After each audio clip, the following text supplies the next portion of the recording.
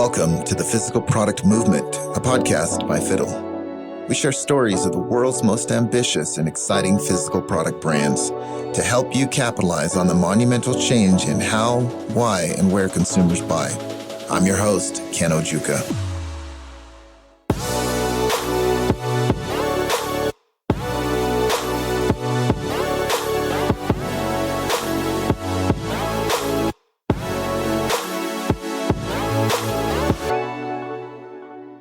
In this episode, I talk with Britt Whidden, co-founder of Gimme Some, a business with the goal to represent and distribute culturally relevant flavors and food products to grocery stores.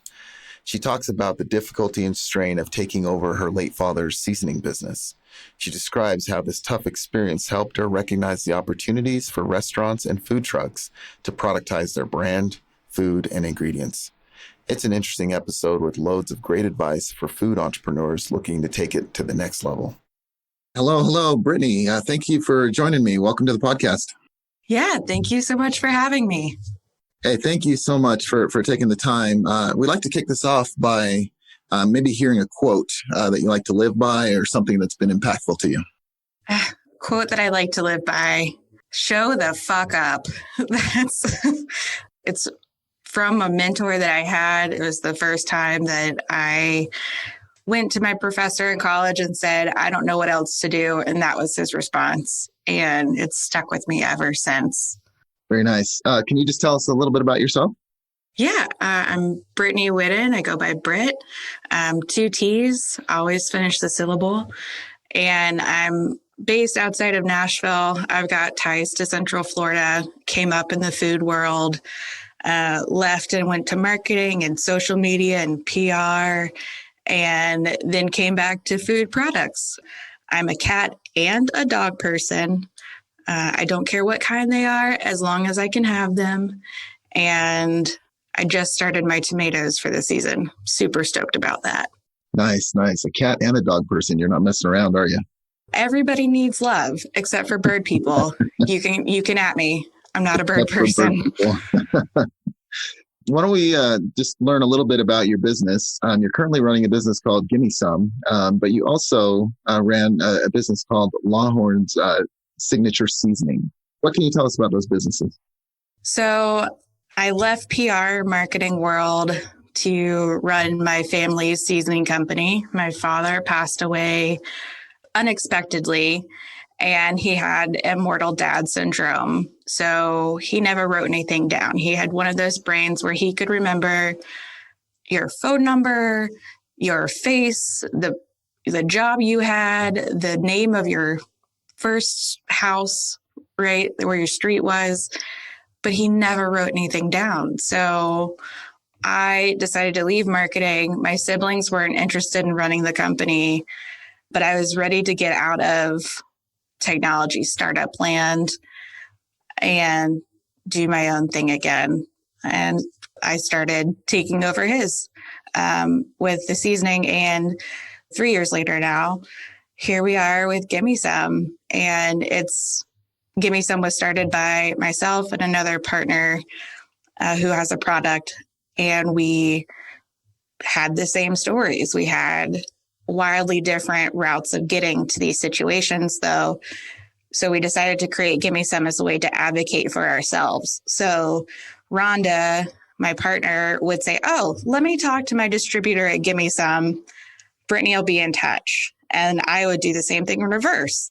Let me talk to Rhonda at my distributor. Let me see what our warehouse space looks like. And we'll go from there. And it worked for a while. Like, it was just whatever we needed it to be. Gimme Some was there. And I got it. Our slice of the pie got bigger, and then we made other pies. It was awesome. It is awesome. So, let's go back just a little bit. Longhorn's Signature Seasoning. So that was your dad's business and you took over?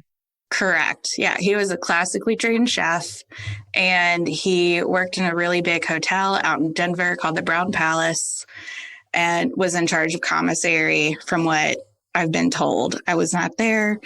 I don't think I would have enjoyed the 80s in Denver personally, based on these stories I've heard, but here we are. And he was just really bad at firing people. So he came in week after week, losing revenue. I was like, I'm going to create this base blend to put on everything. And if people don't mess it up, then we'll get them promoted. Because most of this kitchen staff, it was their first job in the United States. So if they could speak English, they maybe couldn't read it, or if they could read it, it was really broken, and they did more with better with like pictographs or infographics. And that was 20 years ago. Then we had a restaurant in Central Florida, and it was the only thing my dad used. And in 2008, when the economy tanked the first time, we relied pretty heavily on tourism outside of Orlando. Mm-hmm. And this guy from Hormel Meats came in, and we didn't know who he was. The guy asked for like a pound of the seasoning that was on the Father's Day special prime rib or whatever steak it was. Right. My dad laughed him out. He's like, it's $1,000. And this man started taking out his checkbook. And my dad's like, no. That was Floridian for you should go. And we got a call from his sister who we went to church with, mm-hmm. and learned that this guy worked for Hormel Meats and like was really nice. And my dad met him at the cell phone waiting lot of Orlando International Airport with 2 pounds of seasoning, 2-gallon like Ziploc bags full, mm-hmm. and said, just let me know what you think. And 6 months later, the restaurant closed, and my parents decided to pivot and open the seasoning. And it was a wild chapter ever since. Okay, so how did you guys distribute the seasoning? I mean, how did you run that business? Did you have a website where people were buying from, or is it mostly wholesale to restaurants and other places like that? We were at the height of everything. We were on probably about 1,500, 1,700 Kroger stores in their repertoire, everywhere from King Soopers to Kroger itself. And we did online sales. Now I've closed the website. We've got to close my father's estate this year for the sake of my own mental health. But with that, we decided to close the business. So we liquidated our inventory to Gimme Some, and we currently sell the remaining inventory on Amazon only. But when we decided to close the business, we decided to close all the wholesale accounts. At the end of the day, I think when I took over, wholesale was about 85% of the business. And I think I grew e-commerce probably to about 75 or 80% wholesale versus where it was. So like direct to consumer. Yes, that's the words. Those are the ones. So I guess I don't know too much about the seasoning business, and I would guess that the listeners also, don't know too much about that type of business.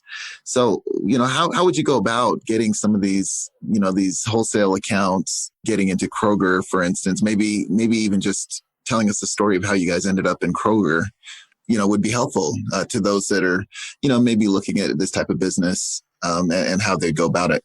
Yeah. So first of all, when it comes to being in the seasoning and any really commodity space, it is not lost on me that I am a white woman with a seasoning company. Like, know your truth, know exactly what you're supposed to be doing and what you're not supposed to be doing, and then find people who will help you source as ethically as possible. That's step one. Step two for getting wholesale accounts is showing up. Like, show up all the time, every time. I have a very distinct memory of my last year at college. My dad decided to, instead of just letting our broker at the time pitch the seasoning, my dad decided to drive to Cincinnati and pitch the headquarters in person. And he picked me up on the way. I was in college at Gainesville, University of Florida. Go Gators. I have to do it. We're not going to have a great year this year. I can feel it. Right. And we literally, in front of Kroger headquarters in downtown Cincinnati, had a portable grill, had our little butane things, and we cooked an entire spread for a 10-minute pitch. And we had the bike cops coming around. Like, when I say show up, I mean figure out whatever it takes to make an impression, but just don't be rude about it. Like, if you can bring something that you actually made and show that it works, do it. Yeah, that's pretty awesome. And I guarantee most people wouldn't go to that kind of trouble. So how did the spread turn out? How did the pitch go? I mean, obviously it went pretty well. We started off with 500 stores originally and activated some more DCs in Texas with Walmart, which inspired Kroger to do more distribution through the Midwest, eventually leading out to Denver. And as long as you can keep your production on time, it works. Awesome. What about, so the seasoning business, you mentioned that your dad had the one seasoning that he put on pretty much everything. Did you guys expand SKUs? Did you, offer additional products on top of that or no? He did.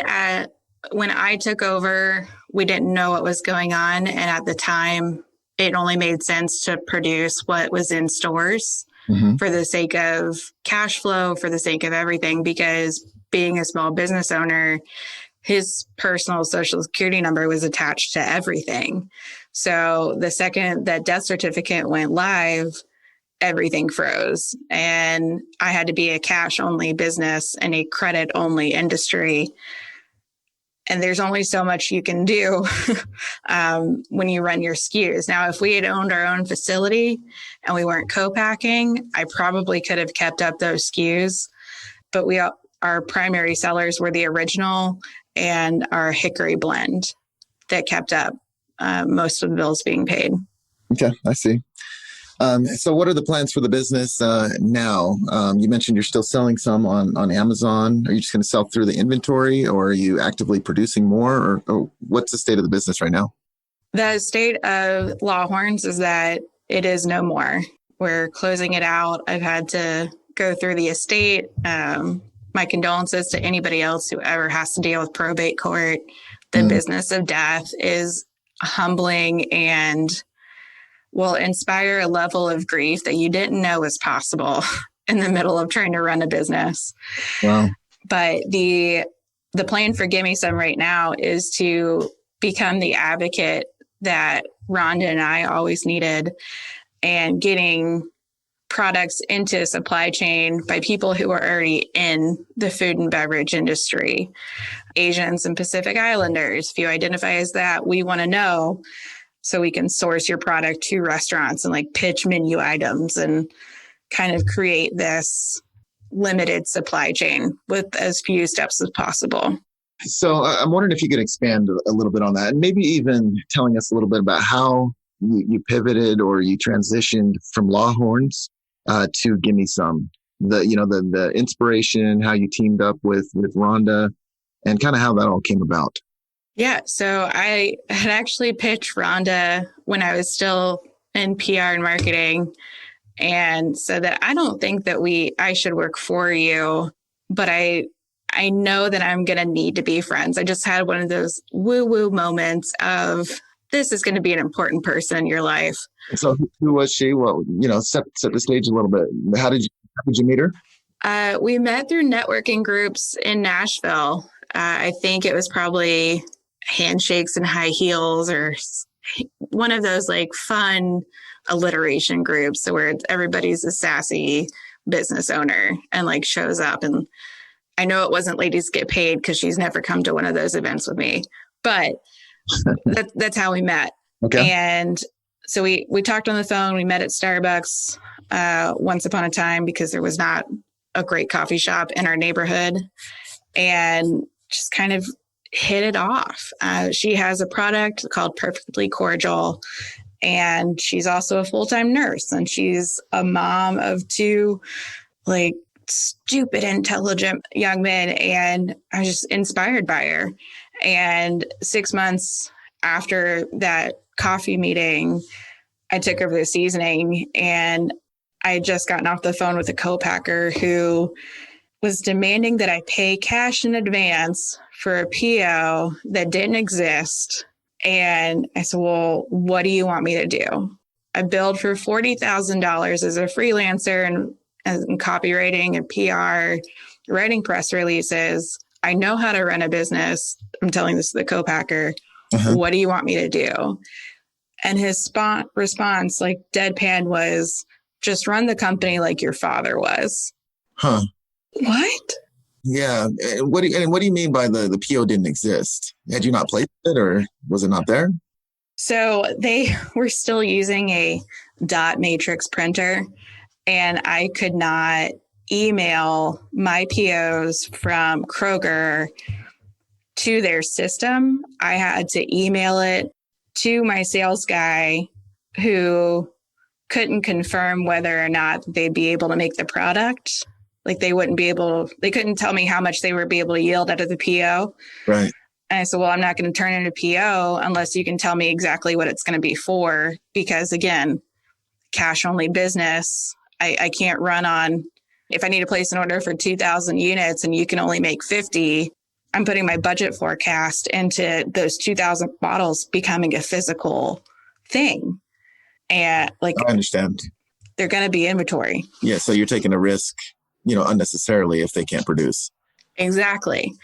And they're really well-known co-packer, and they'd just been bought out by an investor firm for the first time in like 70 years. Someone from the family wasn't going to be running it. And it was beautiful that they had scaled, but they also just shit on so many makers who relied on their services.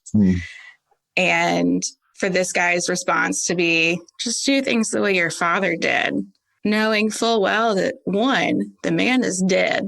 I can't ask for his advice. And two, he didn't write anything down. So how am I supposed to run a business like he would if I can't see what needs to happen? Like, make it make sense.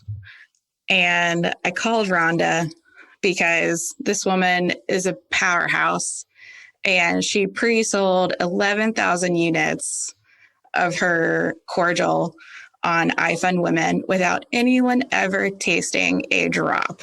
I was like, if somebody's going to know what this person meant, it's going to be her. And she had a very eerily similar story where she said she went to a co-packer, and the person was like, these orders don't exist. They're not from a store. It was before e-commerce was a big to-do, right? When it was still, you had to think about using Etsy in order to buy a gift, right? It wasn't, the maker movement really wasn't hitting full force, in my opinion. Yeah, right. Understood. And so she had the same story. And that's how we came up with, well, what if we had a company that sent our co-packers these purchase orders? Would that give us more credibility? And it did. The second I could turn logistics over to our coordinator at Gimme Some, which is really a guy that my mom tutored when he was in high school, who just happened to own his own truck brokerage. Like, shout out to Larry Kendrick. I appreciate you, buddy. Like, the world changed. Suddenly everything shifted. We were taken more seriously, and we could do more events. We could get into the lobby of women's business centers and say, oh, this is what we're doing. Here's how we do it.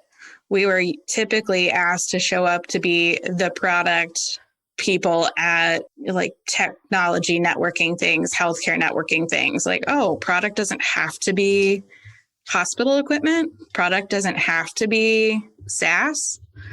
Wow. We had no idea. This is so cool. And it went from there. Yeah, that's a very interesting origin story. I have two questions. So the first one is, why do you think that co-packer's response was the way it was? What do you think was behind that? Just run the business like your father ran it. What was going on there? I think some of it was my own bias, right? Working in technology with all kinds of people working in all of the different skill levels that I've come into contact with, all the different verticals, I've always expected that everybody could tell you what happens before they start a role and what happens after. Like, where are they in the machine that makes the company run? Because like when I was with the technology company, or even when I was writing card games, I knew that I needed to talk to the graphic designer to find out what font they were using, how big the words could be, like how many lines could it be, give or take, for me to write. So I didn't write this chapter for a card when, I could edit it ahead of time and it wouldn't be unnecessary work for somebody else. I thought that everybody had that approach. And coming into commodities and spices, no. That person knows who their boss is and they know where it is in the timeline, but they could not tell you who's in charge of the timeline before it's their turn. And that was really devastating. I hope it's a unique experience. I hope nobody else has ever had to feel that way. Another layer to it was they were used to doing things the way they were. They were used to saying, this is the bottle, this is what we put it in. If you don't like it, you can go. And when I ask questions of why use polypropylene if more and more recycling centers aren't accepting it, how do I make sure that this is a sustainable practice? What are you paying people that farm your garlic? Like, where is it coming from? And the guy just couldn't tell me. He just shut down and lashed out of, only tell me what you need me to do and don't ask things that I don't know the business about. And that kind of gave me the full perspective of, this guy really only shows up for one thing. And while that's great for him, I'm sure it made him happy, I could not in good conscience run a company like that ever again. Right. Interesting. Yeah. And it sounds like he was just showing up, just, don't rock the boat. Don't change things on me, Exactly. Also, my dad's a chef and I have no interest in going to cooking school. I thought I wanted to own a food truck once upon a time, but I don't have any desire to be the chef driven company, right? Like, I just don't have that level of ego that I think he was used to dealing with. Okay. Understood. So you mentioned that things got better once you launched Gimme Some and you were able to advocate for some of these orders that had come in. Could you explain that a little bit? And why do you think it got better? Why do you think you were treated differently? I think it was treated differently because on paper, we made it so that Gimme Some was 51% owner Rhonda. She's a Black woman with a product. And when we showed up and she was the one that started talking, people listened and they could see that we were more than just what we were asking for. Like, we had the forethought, we had everything figured out. We just needed a place to showcase all of those emotional and laborious experiences in a productive way. Okay. Yeah, makes sense. So you've mentioned, restaurants and food trucks, and I know Gimme Some on your website, I believe it says creating sustainability and passive income streams for restaurants and food trucks. Could you explain a little bit about how you do that, and how somebody would actually engage with you guys? Yeah. So the passive income streams are my pet project within Gimme Some. Mm-hmm. Knowing that the seasoning was created in a restaurant, knowing that it was my father's entire livelihood for 10 years before he passed. I knew that having a product that was approachable and accessible, coming from a food world that could be propped up by a restaurant, was great. Like, if you can afford to make it, you can afford to make sure that you always have income coming in without sacrificing your labor force. So my goal is to go to restaurants that are regionally relevant. So like Bolton's in Nashville is hot chicken. I never in my life want to put my name on a hot chicken recipe as long as Bolton's exists. It's the reason for hot chicken, and they're just an example. We're not working with them yet. I'd like to. So if somebody at Bolton's is listening, reach out. Yeah. Bolton Matthew, if you hear this, please return my call.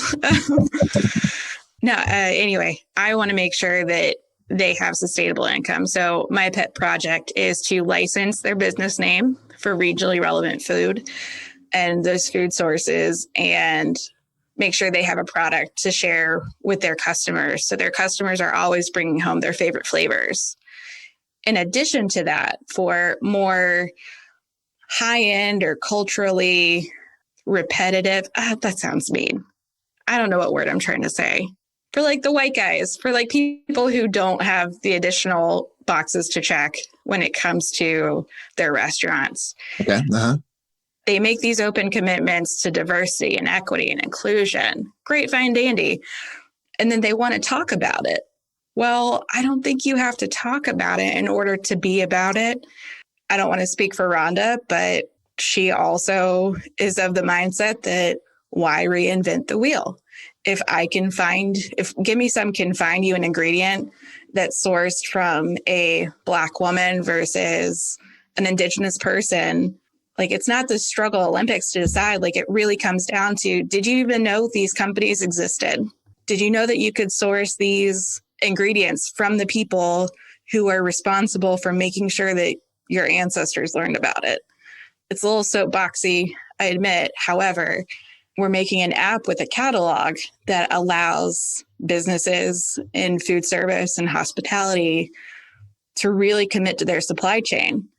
Give me some audits. We interview. We do all the DEI work ahead of time to make sure that we're not giving you somebody's chocolate that's made in Haiti and then repackaged in the United States for the sake of import. Like we're not that kind of shell company. Right. So yeah, tell us a little bit more about the app. You said that you're launching that soon. Do you know when that's going to happen? Yeah, we have a baby prototype up. We're currently hiring somebody to go through all of the language and make sure that we're talking about people and their experiences in the way that they find respectful. We've got open product submissions. If you have a product or have an ingredient that you want to source and get out into restaurants, it's free. There's no distribution activation fees or anything like that. It's just us. We're just here to make sure that people can advocate.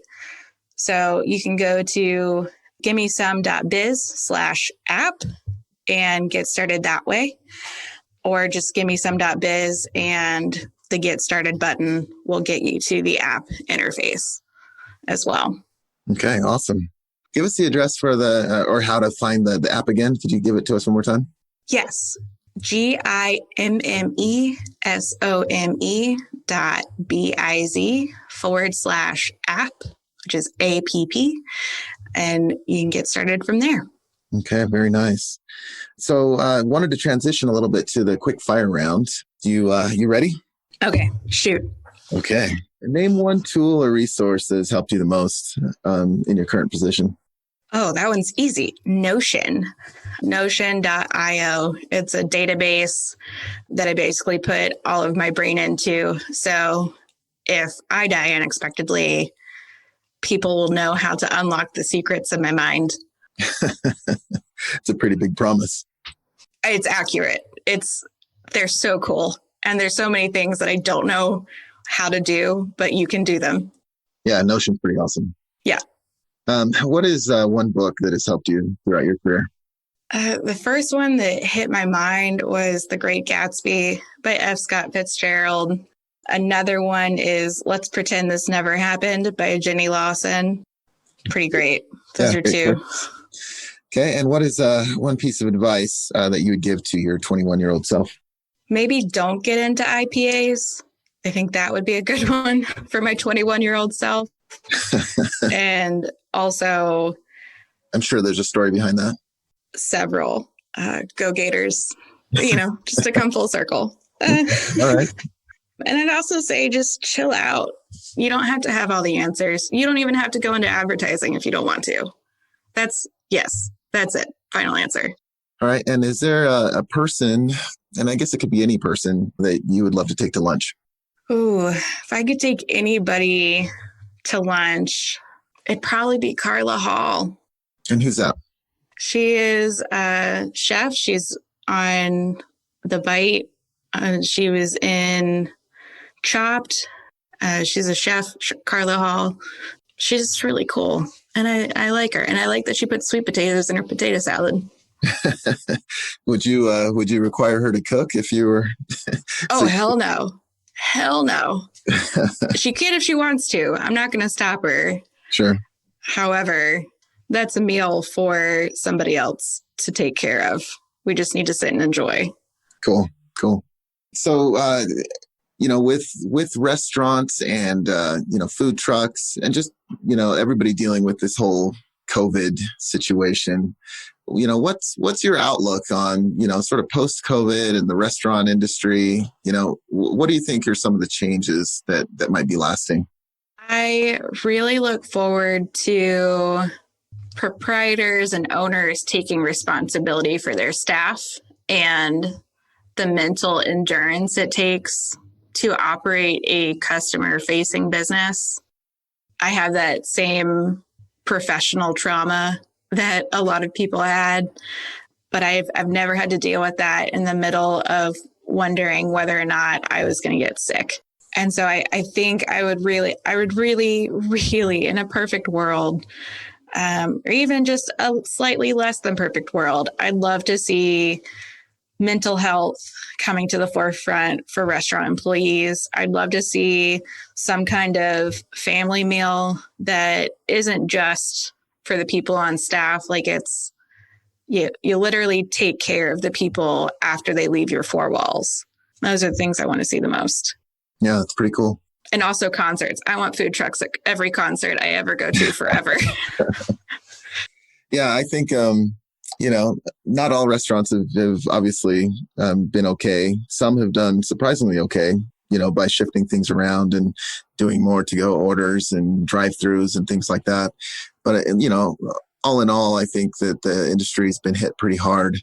But I'm very much looking forward to, after we get past this, I just think there's going to be just a ton of great businesses open up, and just the excitement of, okay, we can get back together, we can go to concerts, we can do all the things that we love to do, and hopefully these businesses will do really well coming out of this. Absolutely. I think it's going to be a testament to human ingenuity. Cottage laws became really popular after 2008's crash. What's going to be this? I'd like it to be passive income. I would love to have produced an item of swag that pays for a company's entire payroll. And whatever they do on top of that, it's just done. It's just icing on the cake. They can give it to their community, reinvest it in hiring more people, all those things.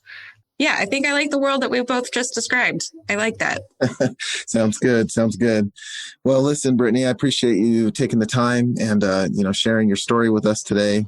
Is there anything that maybe some closing words that you'd like to give, those people that are, kind of in the struggle right now in this type of business, in the physical products world, trying to figure out how to make it? What would you say to those people? I would say that pay people for the time that they put into your product. Don't ghost anybody. And if you ghost somebody, don't be surprised if they send you an invoice for the time that you missed. I think that's more than appropriate right now. Mm-hmm. I also think that we need to do a better job in consumer goods and packaged goods of supporting the people that are already in our category, already in our vertical. There is enough for everyone to succeed.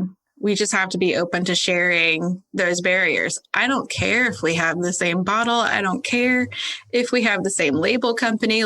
None of those things are a secret. I cannot patent a recipe. I can only trademark the name and how it looks. Other than that, we should just be working together. We should just be talking and creating new standards of ethics and how businesses can operate in a traditional marketplace. Well, fantastic. Thank you, Britt, for sharing that. And I guess just let's close on that note. If somebody wanted to reach out to you, what's the best way for them to do that? They can go through the website, or they can email me, reference this podcast so I don't get freaked out and paranoid that you know who I am in the subject line. But my email is B as in boy, W at gimmesome.biz. Okay, awesome. Thanks. You take care. You too. Thank you, Ken. The Physical Product Movement podcast is brought to you by Fiddle. To find out more about Fiddle and how our industry-leading inventory ops platform is giving modern brands and manufacturers full visibility into their inventory and operations, visit fiddle.io. And then make sure to search for Physical Product Movement in Apple Podcasts, Spotify, Google Podcasts, or anywhere else podcasts are found. Make sure to click subscribe so you don't miss any future episodes. On behalf of the team here at Fiddle, thanks for listening.